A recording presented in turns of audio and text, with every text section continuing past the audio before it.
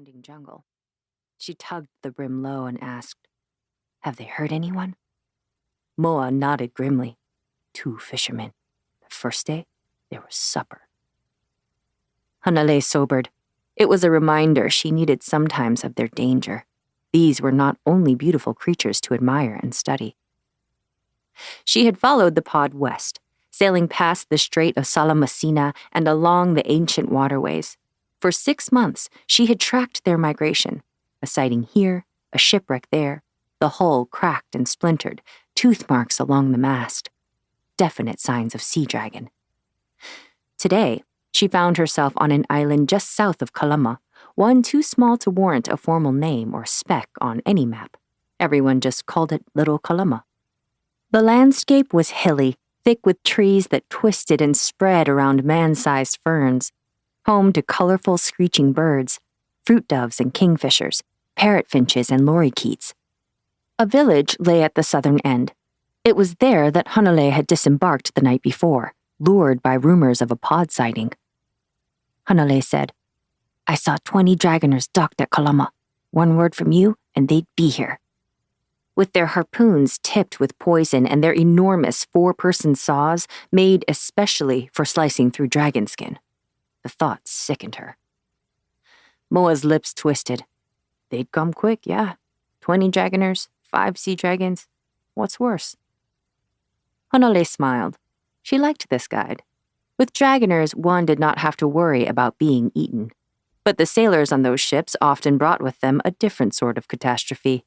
An oversea disease, typhoid and the pox, or violence mixed with drink, or an over-fondness for island women. Exotic was a word Hanalei knew well and despised dearly. It was not uncommon to hear of a stolen daughter or sister or mother.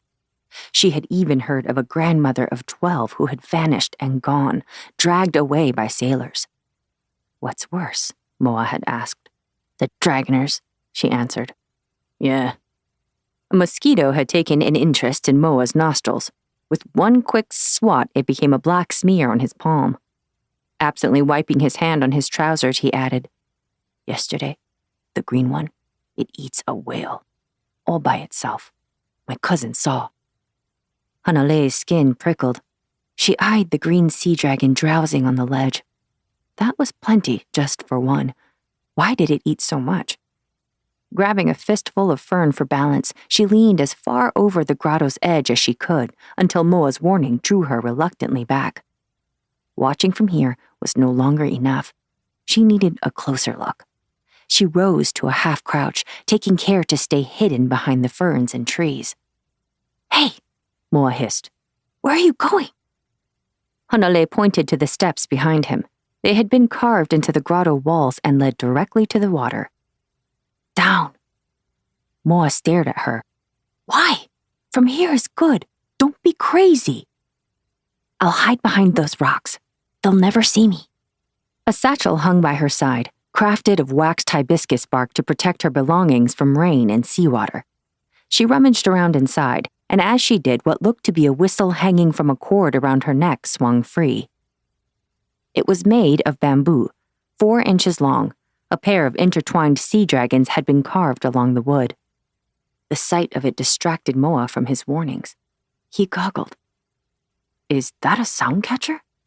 A tamarindi sound catcher? I've only seen drawings." He rose, casting a furtive glance at her hands and the scars that covered them. "I thought you were from Rakakala." "I never said I was." He had seen her scars and drawn his own conclusions. She had let him. Hanalei tucked the sound catcher away beneath her tunic, pressed against her heart. Moa heard the change in her tone. Less friendly. She could see it on his face. It did not stop him from asking the question that was always asked eventually. "Then, who are your people?" She had none. She was her father's daughter, an exile, and her father was gone. Hanalei pulled a silver squid from her satchel and held it out. "Thank you for bringing me here. I'll find my way back." Moa looked at the coin she offered. He looked at her closed expression, and finally took the hint. Waving away the silver, he said with a sigh, "Nothing for you, sister. Be careful." At his words, the longing for home